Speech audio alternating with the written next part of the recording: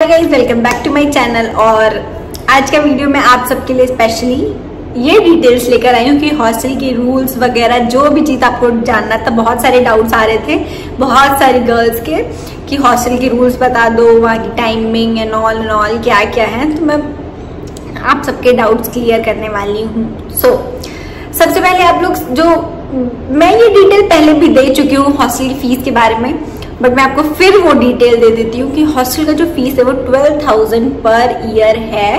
Per year मतलब जो आपका कॉलेज का जो ईयर है, फर्स्ट और सेकेंड सेमेस्टर मिला के एक ईयर होगा।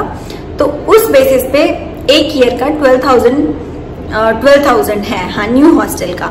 और जिसमें से कि 2,000 रुपीज जो है वो कॉशन मनी है और जो 10,000 है वो आपका फीस है। बट आपको पे तो सारे ही करना पड़ेगा, ठीक है।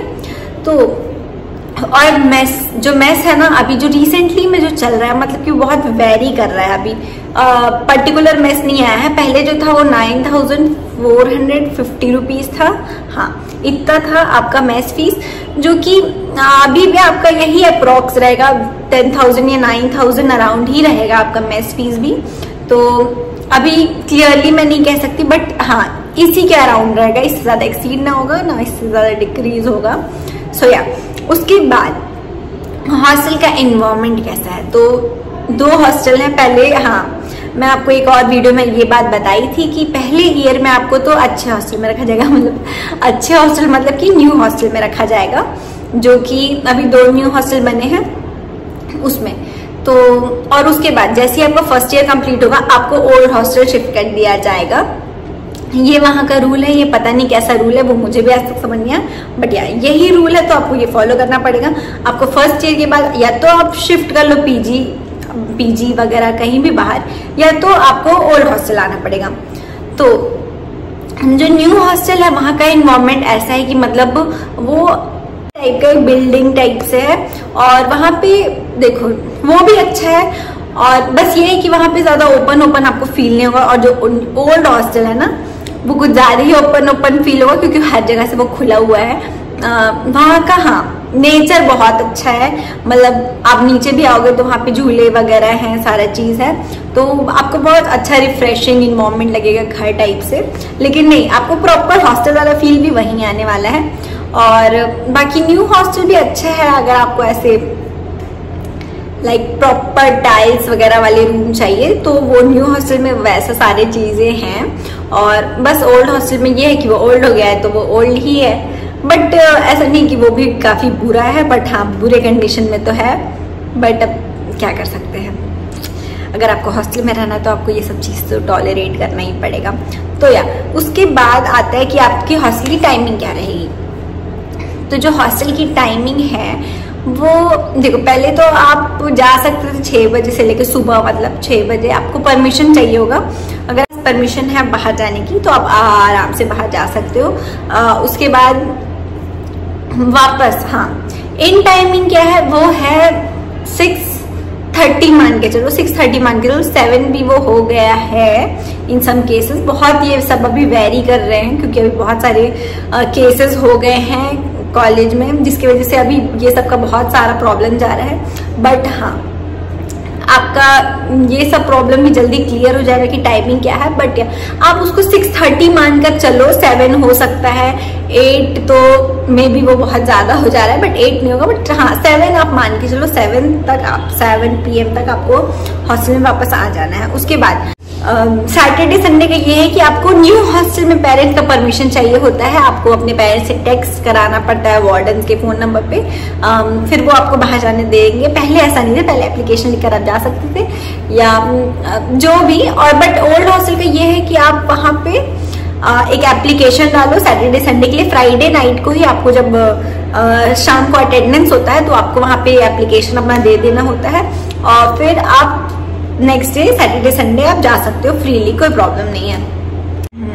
कुछ लोगों का क्वेश्चन था शॉपिंग जिम, तो हाँ भाई, आप शॉपिंग करने जा सकते हो, बस यही कि आप टाइम से वापस आ जाओ, और तो कुछ नहीं है। जिम अगर आप जाना चाहते हो तो जिम की टाइमिंग आपकी वेरी कर सकती है, जैसे कि आप शाम को जाते हो या फिर तो शाम को मुझे तो नहीं लगता कि पॉसिबल वो कर सकते हैं। और दिन में भी आपको परमिशन लेना पड़ेगा। अगर आप शाम को भी जाना चाहते हो तो फिर आपको परमिशन तो लगेगा ही लगेगा किसी भी चीज के लिए, आपके पेरेंट्स का परमिशन हो या आपके HOD का परमिशन भी वो लोग मांगते हैं। तो हाँ, ये सब चीजों पे डिपेंड करता है कि आपको परमिशन मिलती है कि नहीं मिलती है, आपके घर से, आपके डिपार्टमेंट से, उसके बाद हॉस्टल वाले आपको अलाउ कर देंगे जाने के लिए। और हॉस्टल के कुछ कुछ रूल्स होते हैं। तो मेस के जो रूल्स है मतलब ये है कि सारी चीज़ों के टाइम, आपको 4 टाइम का खाना मिलता है। मैं आपको ये बात तो पहले ही बता चुकी हूँ। तो आपको जो सबके टाइमिंग्स हैं वो भी रहते हैं। तो सबसे पहले ब्रेकफास्ट की टाइमिंग सुबह 7:30 बजे से अप्रॉक्स 10:30 तक रहता है, 10 या 10:30 तक रहता है। उसके बाद जो लंच की टाइमिंग होती है वो भी 12 बजे से 3 बजे तक की रहती है। उसके बाद शाम के स्नैक्स की टाइमिंग जो है वो है 5:30 to 6:30 या। और रात में डिनर की टाइमिंग जो है वो रहती है 7:30 to 9 PM आई गेस या। सो ये सब आपकी मेस की टाइमिंग है। उसके बाद रात में हमेशा अटेंडेंस होता है या, ताकि आप कहीं इधर उधर जा ना पाओ, आप यहाँ पे मतलब आप हॉस्टल में अवेलेबल हो, ये मेक श्योर करने के लिए आपका अटेंडेंस होता है। तो हाँ, अटेंडेंस होता है।